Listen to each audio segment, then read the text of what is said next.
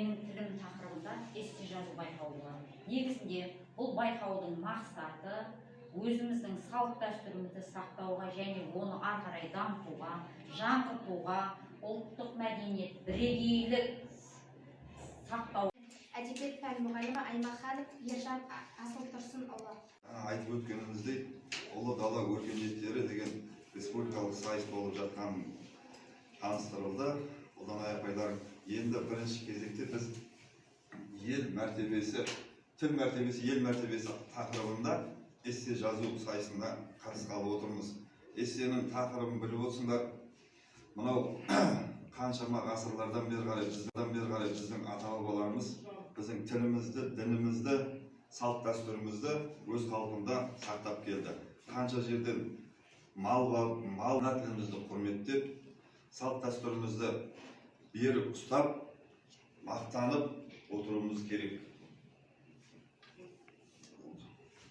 Еліміз тәуелсіздік алғаннан кейін 1997 жылы 11 шілдеде Қазақстан Республикасының парламенті тіл туралы жаңа заңын қабылдады. 2007 жылы мемлекеттік тіл жылы деп жарияланды. Ана тілім, дана тілім, бақ тілім. Сенсіз бақыт дүниеден татты кім? Сенсіз менің қуанышым, шаттығым, сенсің менің тазалығым, пәктігім. Ана тілім, алтын ұям, құндағым, ақ бесікте әлдиіңді тыңдадым.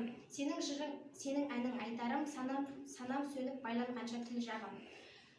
Қазақстан Республикасының тәуелсіздігіне 30 жыл құттықтау лебіз мектептің қоғамдық кеңесінің төрағасы Әпше ұлы Нұрахмет.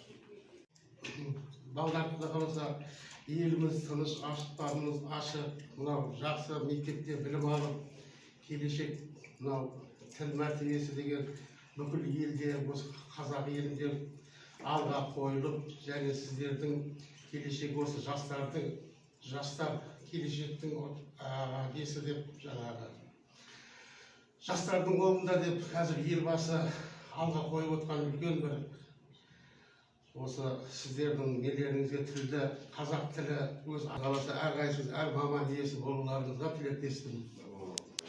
Астана мен Алматы қалаларында Зернизадия ойындары өтті. Білігі тарашқан елдің ұландары тәуелсіздіктің соңғы пирамидасын үйлестірді. Бейбітшілік мен келісім сарайы, бұл толеранттық идеясы Қазақстан халықтары бірлігіне ескерткіш. Оның үйлесімділік пен гуманитарлық құндылықтарға ұмтылуы, жер жүзінде мәңгілікте танылатын, адамзат баласын бейбітшілік пен келісімге шақыратын, бейбітшілік пен келісім сарайының еңсесі биік болсын. Тәуелсіз елдің ұлы өжет қыздары қайратты қаһарман. Елтаңбамыз ажарлы әнұранымыз әуенді бола түссін. Еліміздің аспан түстес туы әрқашан желбірей берсін.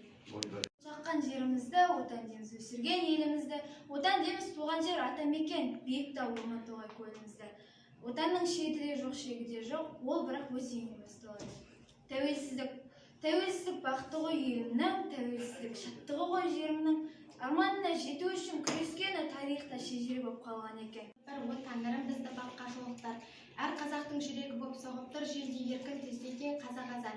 Мен қазақпын дегенде қандай ғажап, бақтан етсін халықтар халықтығын, ұмытылмас сан ғасыр шеккен азап. Жарқырап атар таңы бар, жарқылдап айтар әні бар, айналдым сенен отаным. Болашаққа сәлем жолдайтұғын, қырандай қос қанатын қолдайтұғын, бәйгілерде оздырып қос ұлпарын, тұғыны сап алтыннан сондайтұғын. Мен Қазақстанның бабалар намысымын, байтақ елмін игілік табысымын. 2030 мәресін әйгілейтін Азияның айбарлы барысымын.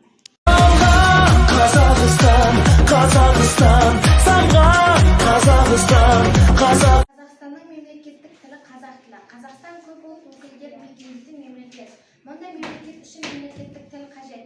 Елбасымыз Нұрсұлтан Назарбаев өз жолдауында ұлттық тіл қазақ ұлтының рухани мәдени байлығын ұрпақтан ұрпаққа жеткізуші қасиетті құрал деп көрсеткен болатын. Ең бірінші бақытым халқым менің, соған берер ойымның алтын кенін. Ол бар болса мен бармын, қор болмаймын, қымбатырақ алтыннан артым менің. Ал екінші бақытым тілім менің, тас жүректі тіліммен тілімдедім. Кейде дүниеден түңілсем де қасиетті тілімнен түңілмедім. Бақытым бар үшінші отан деген, Құдай деген кім десе отан керем. От сөнген жалғанда жан бармысың, ойланбай-ақ кел дағы.